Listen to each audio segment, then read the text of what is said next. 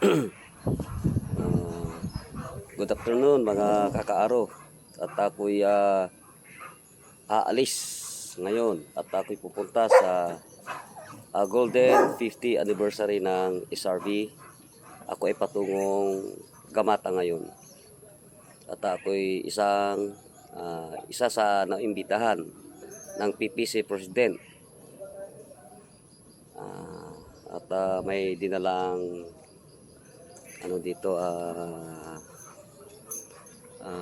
invitation galing mismo sa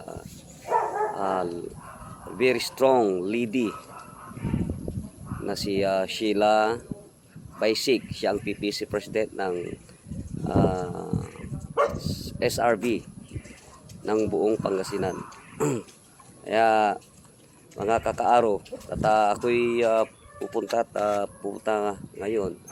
Lahat ng mga kabrad ko, sis and brad, lahat ng SRB ay binabati ko ng happy Golden 50 anniversary sa inyong lahat, saan man sulok ng mundo, dito sa Pilipinas at sa iba-ibang bansa at sa buong bansa.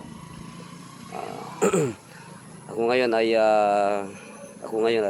oras na 4:20 at ako'y siguro isang oras lang kasi hindi ako pwedeng magtagal doon kasi ako'y ako'y hindi na umiinom. At lahat ng chapter ay aking papasyalan. O sige, bye-bye at abangan niyo muli ang